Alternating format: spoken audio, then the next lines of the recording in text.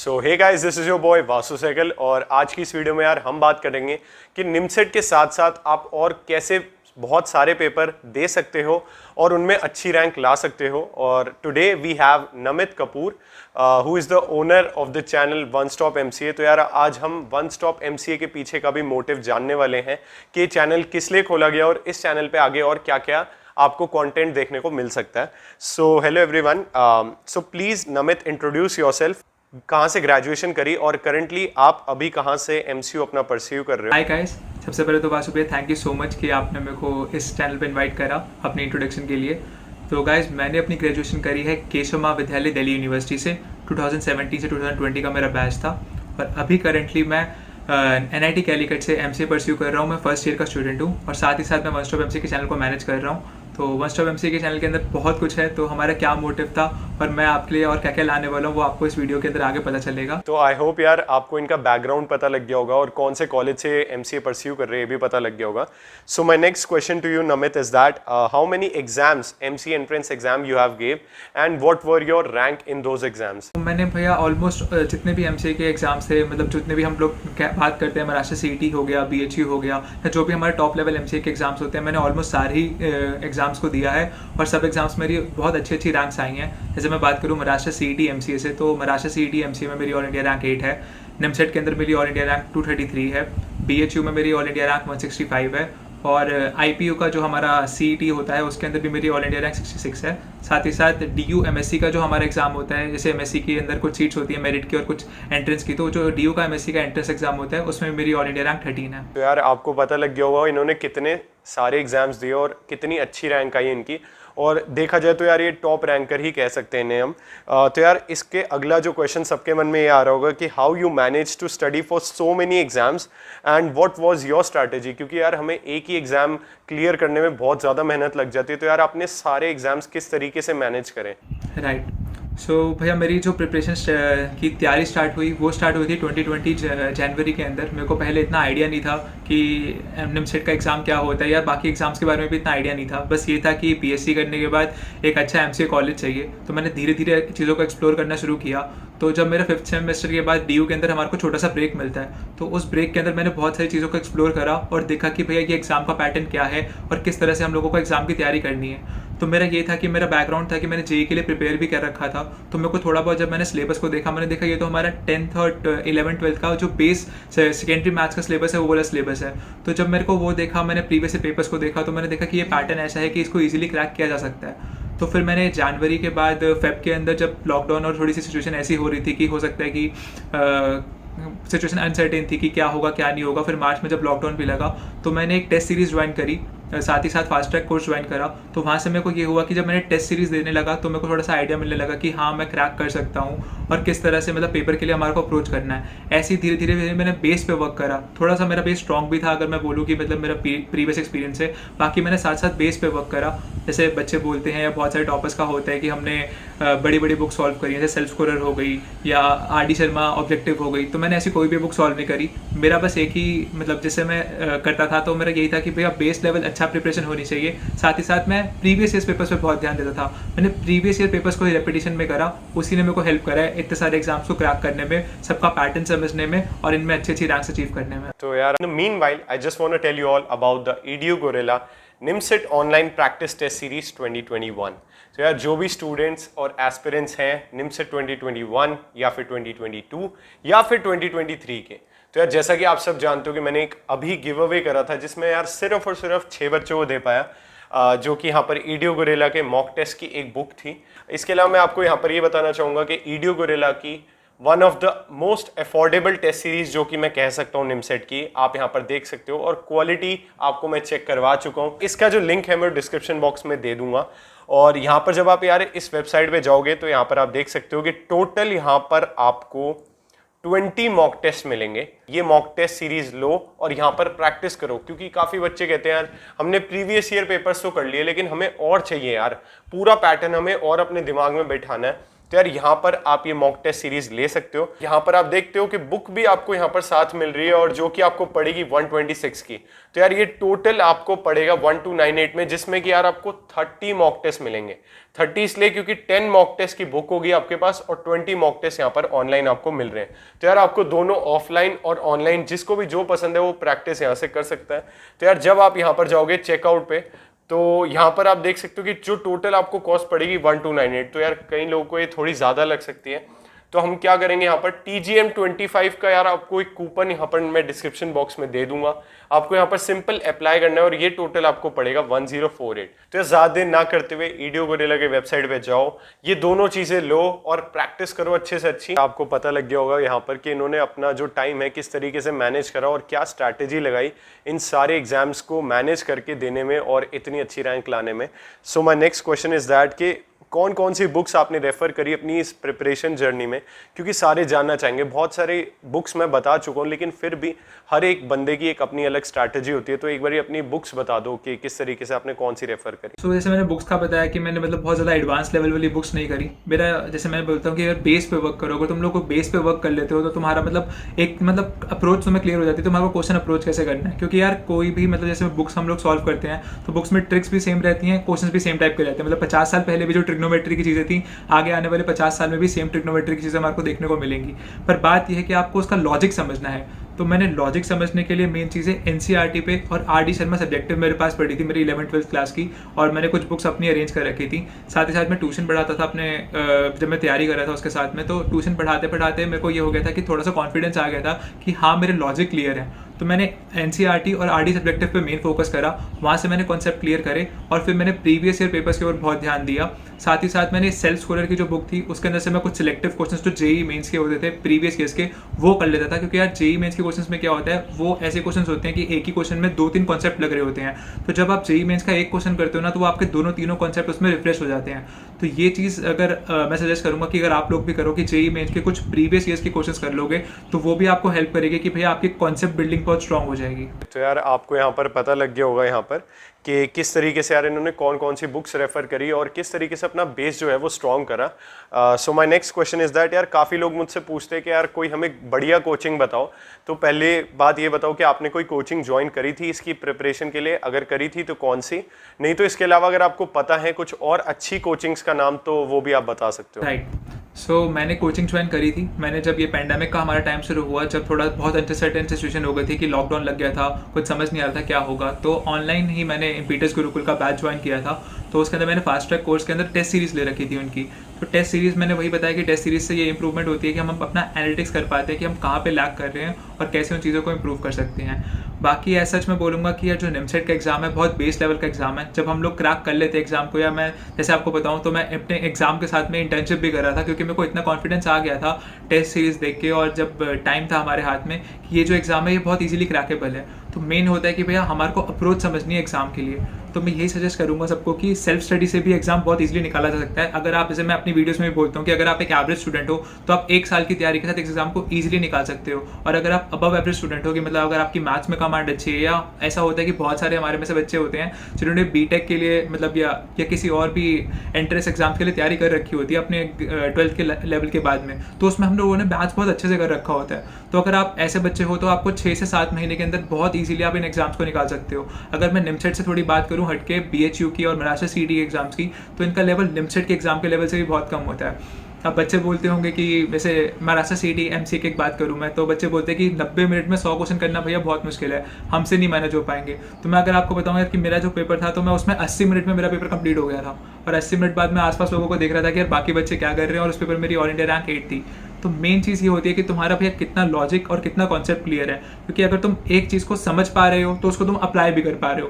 पर वही होता है कि हम लोग कभी कभी जब पेपर सॉल्व करने बैठते हैं, प्रीवियस ईयर देने बैठते हैं ना, तो भैया बन नहीं रहे। हमने ऑनलाइन सोल्यूशन चेक कर लिया, हमसे बन गया, पर अगर हम उसको ऑनलाइन सोल्यूशन को चेक करके हमसे बन गया उसके बाद उसको छोड़ देंगे वहीं पे, तो क्या होगा कि भैया हम उसको थोड़े टाइम बाद भूल जाएंगे। तो एक चीज़ इसमें और आ जाती है रिविजन की, कि तुम जितना उस कॉन्सेप्ट को रिवाइज करते हो उतना वो तुम्हारे को हेल्प करता है। तो वही चीज़ थी कि भैया मेरी जो मेन फोकस था वो तो निमसेट के एग्जाम पे ही था, पर मैंने निमसेट के एग्जाम पे फोकस करते हुए इतने अच्छे से अपना बेस स्ट्रॉन्ग कर लिया था कि फिर कोई भी एग्जाम मेरे को मुश्किल नहीं लगा। तो यही चीज़ हो जाती है कि सेल्फ स्टडी अगर आप इतनी स्ट्रॉन्ग करते हो, क्योंकि यार अगर आप किसी कोचिंग में भी जाते हो, क्योंकि यार मैं ये नहीं मानता कि कोई कोचिंग अच्छी है कोई कोचिंग बुरी है, सारी कोचिंग में मतलब कुछ बच्चे टॉप भी कर रहे हैं और सारी कोचिंग में ऐसा है कि कुछ बच्चे सेलेक्ट भी नहीं हो रहे हैं। तो मेन डिपेंड करता है भैया पढ़ाने वाले टीचर पे। तो आपको जिस टीचर का समझ आए मैं बोलूँगा उसकी कोचिंग मतलब आपको जाना चाहिए। बाकी तो भैया सेल्फ स्टडी का सबसे इंपॉर्टेंट रोल इन पेपर्स में रहता ही है कि जितनी आपकी सेल्फ स्टडी स्ट्रॉन्ग होगी उतना ही आप अच्छा ग्रो कर पाओगे। तो यार आपको यहाँ पर क्लियर हो गया होगा यहाँ पर कि जो सेल्फ स्टडी और जो कोचिंग का डाउट सबके मन में होता है। तो आई होप यार इनकी जर्नी से आपको समझ आ गया होगा कि कोचिंग कितनी नीडेड है और सेल्फ प्रिपरेशन से भी आप बहुत इजीली क्रैक कर सकते हो ये एग्ज़ाम।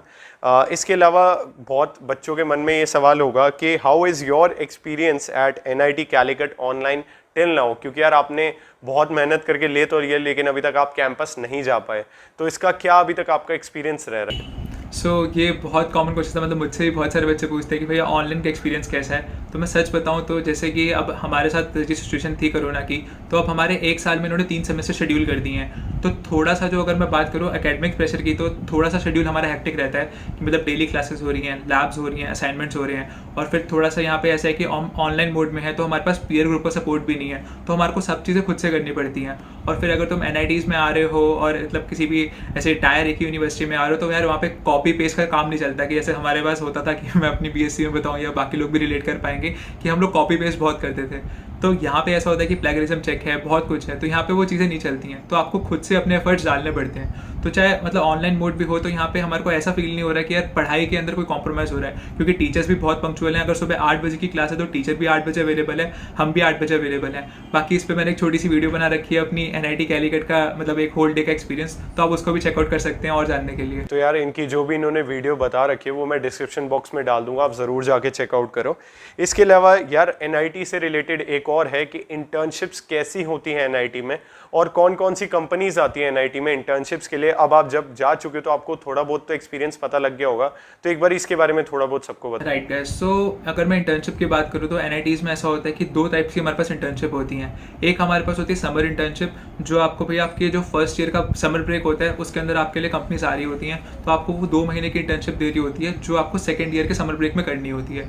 और एक टाइप की इंटर्नशिप होती है हमारी जो हमारे को 6 सेमेस्टर में मिलती है। उसमें क्या होता है कि आपको भैया सेकंड ईयर के बाद कंपनीज आती हैं, तो वो आपको अपने 6 सेमेस्टर के लिए हायर करते हैं कि आप 6 सेमेस्टर 5 महीने आके हमारे पास ट्रेनिंग कर सकते हो। तो उसमें बहुत सारी कंपनीज तो ऐसी होती हैं जो PPO के साथ में होती हैं कि भैया आपकी जैसी प्लेसमेंट मतलब ये आपका पीरियड खत्म होगा इंटर्नशिप का तो आपको PPO मिल जाएगा, प्री प्लेसमेंट ऑफर वो आपको दे देते हैं। और कुछ कंपनीज ऐसी होती हैं जो ट्राई करती हैं कि भैया आप कैसे हो, क्या आपका लेवल है अंडरस्टैंडिंग का, उसके बाद आपको जाके PPO ऑफर करती हैं। या कुछ कंपनीज ऐसी होती हैं जो सिर्फ इंटर्न ही देती हैं, वो PPO ऑफर नहीं करती हैं। तो अगर मैं बात करूँ समर इंटर्नशिप की, तो समर इंटर्नशिप के अंदर कंपनीज बहुत सारी आती हैं, पर वही है कि समर इंटर्नशिप के अंदर आपको थोड़े से एफर्ट ज़्यादा करने पड़ते हैं, क्योंकि उस समय ऐसा होता है कि बिल्कुल आप फ्रेश इन द कॉलेज होते हो, थोड़ा मस्ती और जोश वाला माहौल होता है, तो ज़्यादा लोग इतना फोकस नहीं करते।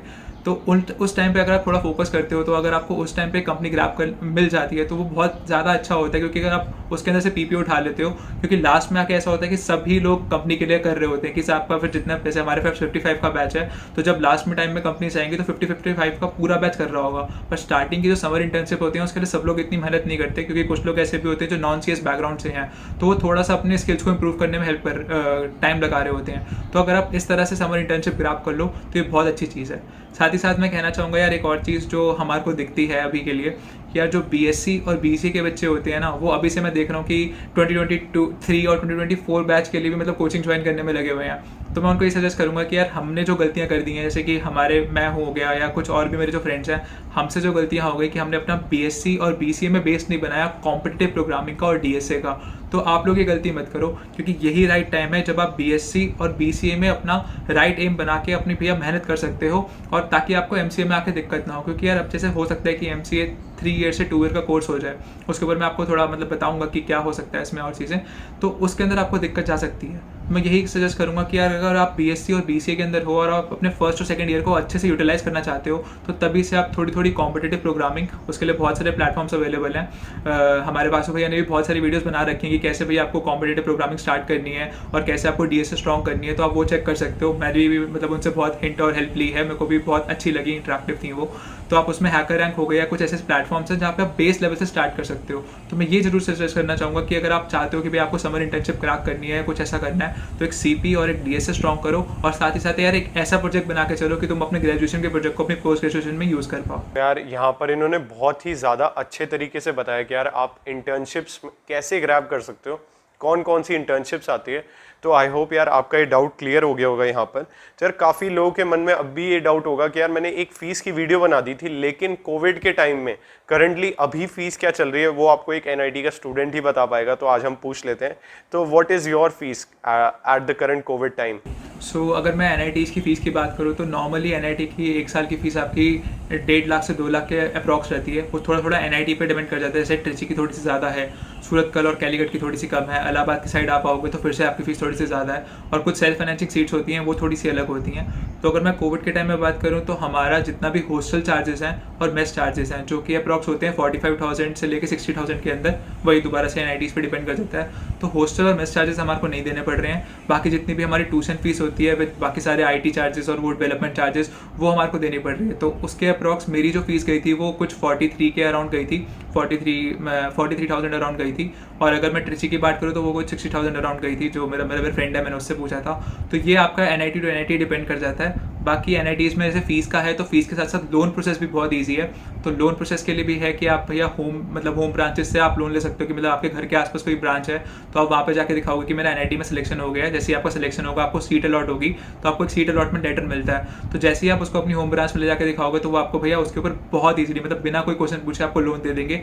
या अगर आप चाहो तो भैया आप आके इन कैंपस लोन भी ले सकते हो। उसके लिए मतलब हम बहुत सारे लोग अवेलेबल होते हैं, हम भी मतलब सीनियर्स भी बहुत सारी आपकी हेल्प करेंगे, हम लोग भी होंगे। तो आप जिस भी NIT में जाओगे आपको वहाँ पे पता लग जाएगा कि क्या प्रोसेस रहता है। बाकी फीस भैया कोविड के टाइम में बहुत कम है, और कुछ मतलब इसका एडवांटेज भी है कि मतलब वही आपको वाईफाई लगवाने को घर पे मौका मिल जाता है, या आप अपने लैपटॉप में या किसी जगह पे उसे इन्वेस्ट कर सकते हो। तो यार आई होप यार आपको यहाँ पर पता लग गया होगा कि करंटली NIT में फीस कितनी है। सो my next question is that कि यार हमने सुना था कि 2021 में 2020 में हमने सुना था कि जो भी MCA है NITs में 2 साल की होने वाली है, काफ़ी जगह पे हो गई, लेकिन अभी भी NIT में नहीं हो पाई 2 साल की। तो क्या आपको लगता है कि 2022 में MCA NIT में हो जाएगी 2 साल की? 2021 की अगर मैं बात करूं तो अभी तो जो शेड्यूल आया है वो 3 साल का ही है।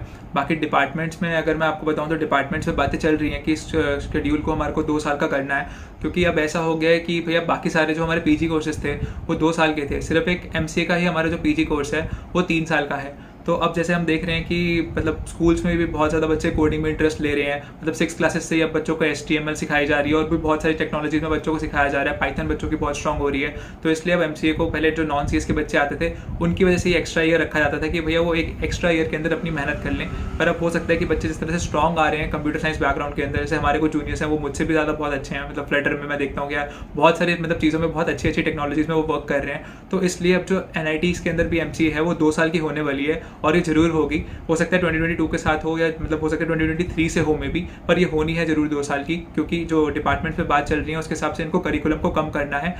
और करिकुलम कम हो भी गया था, पर ये कोविड की सिचुएशन के चक्कर में इनको 3 साल की रखनी पड़ी। नहीं तो ऑलरेडी जैसे मैंने बताया कि 1 साल के अंदर 3 सेमेस्टर हो रहे हैं, बहुत ज़्यादा हेक्टिक शेड्यूल है। तो अगर ऐसा 2 साल की हो जाती तो और ज़्यादा हेक्टिक शेड्यूल हो जाता, तो बच्चों से कॉप अप करना और मैनेज करना बहुत मुश्किल हो जाता। तो आने वाले टाइम में हम जरूर देख सकते हैं कि NITs के अंदर MCA 2 साल की हो जाएगी। यार आपको यहाँ पर जो काफ़ी लोग मुझसे डाउट पूछते हैं कि यार कब होगी MCA 2 साल की, तो NITs में स्पेशली, बाकी कॉलेजेस में तो होने भी लग गई है। अब आपको यहाँ पर आई होप कि क्लियर हो गया होगा। So my next important question to you is that कि यार हम सबको पता है कि आपने अभी रिसेंटली में ही चैनल खोला है वन स्टॉप MCA। तो व्हाट वाज योर मोटिव? क्या आपको सिर्फ पैसा कमाना था, या आपको जानना था, मतलब आपको थोड़ा बहुत फेम चाहिए था, या फिर आप लिटरली लोगों की मदद करना चाहते थे? तो इसका मोटिव क्या था, सारे जानना चाहते भैया तो मतलब चैनल खोलने की जो मेरी इंस्पिरेशन थी थोड़ी बहुत आपसे भी मेरे को मिली है। मैंने आपसे मतलब जैसे अपने टाइम पे बात करी थी, क्योंकि भैया ऐसा हो जाता है हमारे साथ कि हम लोग जब MCA करने जा रहे होते हैं, MSc करने जा रहे होते हैं। जैसे मेरे को याद है कि मैंने आपको कॉल किया था कि भैया मेरे को MCA मिल रही है NIT कैलीकट में, और मेरे को DU में MSc भी मिल रही है। तो मैं दिल्ली आइट हूँ, तो मैं DU की MSc लूँ या मतलब कैलीकट में MCA करने जाऊँ, क्योंकि कैलीकट एक डिस्टेंस फैक्टर से बहुत दूर हो रहा था मेरे घर से। तो जैसे आपने मेरे को सजेस्ट करा, तो मेरे को लगता है कि बच्चों के पास ना एक थोड़ी सी मतलब इसके अंदर इन्फॉर्मेशन की कमी है। मतलब जैसे निमसेट की अगर मैं बात करूँ थोड़े फैक्ट्स एंड फिगर्स के हिसाब से, तो 2018 तक अप्रॉक्स 15,000 से 16,000 बच्चे ही निमसेट का एग्जाम देते थे। पर अब जैसे 2020 के अंदर हमने देखा कि अप्रॉक्स 25,000 बच्चों ने इस एग्जाम को दिया है। तो इससे थोड़ी अवेयरनेस बढ़ रही है लोगों में, लोगों को समझ आ रहा है कि निमसेट का भी एक एग्जाम है और इससे बहुत अच्छी कंपनीज, अगर मैं मतलब बात करूँ कि आपको बहुत अच्छी अच्छी कंपनी में प्लेसमेंट भी मिल रही है और पैकेजेस भी एवरेज नहीं, पैकेजेस भी बहुत सारे। अगर मैं आपको ट्रिची की बात करूँ तो ट्रिची में D straw approx 60 lakh per annum का पैकेज देती है और NIT कैलीकट में भी सिस्को है और माइक्रोसॉफ्ट है, ये भी बहुत मतलब 35 लाख का अप्रॉक्स का मतलब CTC आपको दे देती हैं। तो बहुत अच्छे अच्छे पैकेजेस मिल रहे हैं। तो मेरा एक ये था कि मैं इससे एक बच्चों में अवेयरनेस क्रिएट करूँ कि ऐसे बच्चे होते हैं BCA के बाद मोस्टली होते गवर्नमेंट जॉब की तरफ मुड़ जाते हैं या समझ नहीं आता है तो छोटी छोटी जॉब मतलब और जैसे TCS हो गई या इन्फोसिस हो गई जिनके पैकेजेस बहुत कम होते हैं उसके अंदर चले जाते हैं। तो मेरा एक ये एम था इससे वन स्टॉप MCA के चैनल से कि मैं बच्चों को अवेयरनेस क्रिएट कर पाऊँ कि अलग अलग कौन कौन से हमारे पास MCA के एग्जाम्स अवेलेबल हैं, किस किस एग्जाम के लिए हम कैसे प्रिपेयर कर सकते हैं और उनको बता पाऊँ कि भैया एक्चुअल सिनेरियो क्या है। जैसे कुछ लोगों को लगता है कि भैया बहुत मुश्किल है कि 50 क्वेश्चन तो हमारे से अटेम्प्ट नहीं हो पाते या ये नहीं हो पाते। तो मैंने इसके अंदर स्ट्रैटेजीज भी बच्चों को बताई कि किस तरह से तुम लोग सिर्फ 35 क्वेश्चन अगर 50 में से अटेम्प्ट कर लेते हो और लॉजिकल रीजनिंग में थोड़ा बहुत 20 क्वेश्चन भी अगर तुम 40 में से अटेम्प्ट कर लेते हो तो तुम एक अच्छी रैंक बना सकते हो। तुम अगर 500 मार्क्स अप्रॉक्स गेन कर लो 1000 में से, मतलब 50% स्कोर ले आओ तो तुम्हारी भैया टॉप 5 NIT में तुम्हारे को सीट मिल सकती है अगर आप चाहो तो, मेहनत करो तो उस हिसाब से। तो मेरा यही था कि जितने बच्चों के डाउट्स रहते हैं, जितने बच्चों के मिथ्स रहते हैं कि क्या होगा कैसे करना है, तो उन सबको क्लियर कर पाऊँ। साथ ही साथ बच्चों को कुछ कुछ जैसे हो गया कंप्यूटर सीरीज़ के अंदर कोई इन्फॉर्मेशन नहीं मिल पाती कि कंप्यूटर सीरीज़ के लिए कहाँ से पढ़ें या निमसेट की जो मैथ्स का लेवल है वो कितना है। तो उसके लिए मैंने कुछ वीडियो सीरीज शुरू करी है जिसमें मैं कंप्यूटर साइंस के लिए मतलब पूरा बेस टू एडवांस पढ़ा रहा हूँ कि जैसे कोई नॉन CS का बच्चा है इसको दिक्कत आ सकती है आगे जाके, तो उस सीरीज़ में मैं ऐसे पढ़ा रहा हूँ कि भैया वो आपको आपके MCA की भी फर्स्ट और सेकंड सेम में यूज़ हो जाएगी। और बाकी जो दूसरी सीरीज़ है उसके अंदर मैं आपको जैसे भैया हेल्प करते हैं टॉपर इंटरव्यूज़ की, तो मैं भी ट्राई करता हूँ कि भैया NITs के, जैसे अब मैंने VIT के स्टूडेंट का इंटरव्यू लिया था तो आपको थोड़ा NIT के अंदर का या बाकी इंस्टीट्यूट्स के अंदर का बता पाऊँ कि MCA का एक्चुअल क्या सिनेरियो है। क्योंकि मेरे टाइम में जब मैं सर्च करता था किसी भी डिपार्टमेंट के बारे में MCA की तो इतनी सारी चीज़ें इन्फॉर्मेशन अवेलेबल नहीं थी। चाहे अब मैं NIT कैलीकट की ही बात करूँ तो उसमें बीटेक के लिए कि बीटेक के लिए ये कट ऑफ्स रहती हैं, बीटेक के लिए ये फीस है, बीटेक के लिए ये फैसिलिटीज़ हैं। तो मैं चाहता था कि भैया थोड़ा सा MCA की कम्युनिटी को बिल्ड करें और एक बेस्ट MCA की कम्युनिटी बना पाएँ। तो वासु भैया भी इसमें बहुत ज़्यादा मतलब एक्टिव हैं और बहुत हेल्प करते हैं, मतलब सारी इन्फॉर्मेशन वो भी लेके आते हैं। तो मेरा भी उसमें बस यही ट्राई है कि मैं आपको एक जेन्युइन इन्फॉर्मेशन और एक थोड़ा सा मतलब हटके मतलब चीज़ें बता सकूं कि भैया क्या हो रहा है, एक्चुअल सिनेरियो क्या है और किस तरह से आप मेहनत करके आगे ग्रो कर सकते हैं। मैं ट्राई करूंगा आगे भी आपके मतलब हेल्प करने की और कनेक्ट करने की। तो आप वन स्टॉप MCA चैनल को भी जरूर सब्सक्राइब कर लें। बिल्कुल। तो यार इनका जो वन स्टॉप MCA को जो चैनल है उसको खोलने के पीछे का जो मोटिव है वो काफ़ी अच्छा है। तो यार जिसको भी पढ़ना है, जाननी है एग्जैक्ट इन्फॉर्मेशन, तो यार आप नीचे मैं डिस्क्रिप्शन बॉक्स में दे दूंगा, आप ज़रूर जाके इनको सपोर्ट कीजिए। मैंने इनकी वीडियोस देखे, काफ़ी ज़्यादा अच्छी वीडियोस बना रहे हैं और काफ़ी जेन्युइन कंटेंट बना रहे हैं जो कि लिटरली जो भी बच्चे घर पे प्रिपेयर कर रहे हैं चाहे वो कोचिंग में कर रहे हैं यार उनको एग्जैक्ट इन्फॉर्मेशन मिल पा रही है। तो यार आपके चैनल के लिए आपको ऑल द बेस्ट। और इसके अलावा जो अगला क्वेश्चन है आपके लिए वो है कि क्या आप प्लान कर रहे हो कि आपका कोई अलग से MCA एंट्रेंस का कोर्स आए आपके ही चैनल पे या फिर कहीं और, क्योंकि आप जिस तरीके से प्रिपरेशन वीडियो भी बना रहे हो ये भी सारे जानना चाहेंगे। क्योंकि काफ़ी बंदे कहते हैं कि अगर आप ही बता रहे हो तो आप ही पढ़ा दो, आपको ज़्यादा पता होगा। तो इसके ऊपर आपका क्या पॉइंट ऑफ व्यू है? राइट भैया, सबसे पहले तो थैंक यू सो मच कि आपने मेरे को ये अपॉर्चुनिटी दी कि मैं सबको ये बता पा रहा हूँ अपने MCA का। बाकी यार अगर गाइस मैं बात करूँ कि भाई अभी मैं NIT कैलीकट में फर्स्ट ईयर का स्टूडेंट हूँ तो मेरा एज सच कुछ प्लान नहीं है कि मेरा कोई कोर्स आएगा या कुछ ऐसा होगा। मेरा ये है कि भैया जितनी मैं आप लोगों की हेल्प कर सकूँ, जैसे बच्चों को था कि बीच में PNCN प्रोबेबिलिटी में बहुत दिक्कत आ रही थी तो मैं PNCN प्रोबेबिलिटी जैसे मैंने ग्रैप कर रखा है कि मैंने जैसे बताया कि मैंने बेस पे वर्क कर रखा है। तो जब आप बेस पे वर्क कर लेते हो ना तो आपको पढ़ाने में कोई दिक्कत नहीं होती है और आपको चीज़ें एक्सप्लेन करने में कोई दिक्कत नहीं होती है। तो मैं वही ट्राई करता हूँ कि यार 2-3 मतलब आसपास के जो मेरे स्टूडेंट फ्रेंड्स भी थे उनसे भी मैं थोड़ी बहुत हेल्प लेता हूँ, उनसे भी मैं उनकी कोचिंग का मटेरियल यूज़ करके आपको मतलब एक इन्फॉर्मेशन प्रोवाइड करता हूँ। पर मेरा अभी ऐसा कोई प्लान नहीं है या कि वो नहीं है कि मैं अपना खुद का एक कोर्स लेकर आऊँगा। पर बाकी जितनी भी आपको हेल्प चाहिए होगी कि भैया आपको कुछ चीज़ में दिक्कत आ रही हो, जैसे अभी लॉजिकल रीजनिंग के लिए बहुत लोग कह रहे थे तो एक लॉजिकल रीजनिंग की सीरीज़ भी भैया जैसे 3K सब्सक्राइबर्स होंगे हमारे तो लॉजिकल रीजनिंग की भी एक सीरीज़ आ रही होगी तो मैं चाहूँगा कि आप उसको भी जरूर देखें। बाकी ये सपोर्ट आपके साथ पूरा रहेगा कि भैया कोई आपको डाउट है तो आप वासु भैया को मैसेज करो या मुझसे मैसेज करो। कोई भी आपको ऐसे अभी निमसेट के लिए भी कोई डाउट हो या कोई भी और एग्जाम के लिए डाउट हो तो हम पूरी आपकी हेल्प करेंगे। पर ऐसा कोई कोर्स का मेरा कोई प्लान नहीं है। तो आई होप यार यहाँ पर आपको इस छोटी से पॉडकास्ट वीडियो में पता लग गया होगा कि यार आप किस तरीके से मैनेज कर सकते हो बहुत सारे MCA एंट्रेंस देने के लिए और किस तरीके से यार अपने पैटर्न को रख सकते हो, स्टडी पैटर्न को, ताकि यार आप बहुत सारे एग्जाम्स में टॉप स्कोरर बन पाओ और हमने आज जाना कि एक और चैनल भी है MCA का, वन स्टॉप MCA, जहाँ पर आपको कंप्लीट इन्फॉर्मेशन मिल रही है, जहाँ पर आपको इंपॉर्टेंट टॉपिक्स और जिन जिन टॉपिक्स में यार आपको डाउट होता है, यार आप वीक होते हो, वो आपको पढ़ाए भी जा रहे हैं और काफ़ी अच्छी कम्युनिटी भी बिल्ड की जा रही है। तो यार अगर आपको कोई भी प्रॉब्लम हो, कोई भी डाउट हो, तो यार मुझसे या फिर नमित से कनेक्ट हो सकते हो आप लिंक्डइन पे। दोनों की ID मैंने डिस्क्रिप्शन बॉक्स में दे दी है। इसके अलावा यार नमित के YouTube चैनल का भी मैंने लिंक डिस्क्रिप्शन बॉक्स में दे दिया। जरूर जाके वहां पर इनको यार बहुत सारा प्यार दो, इनको सब्सक्राइब करो और MCA की कम्युनिटी ये बिल्ड करना चाहते हैं, जरूर जाके इनको सपोर्ट करो। और अगर यार और भी कोई डाउट्स हो तो आप हमें कनेक्ट कर सकते हो। तो आज की वीडियो में इतना ही। Thank you so much.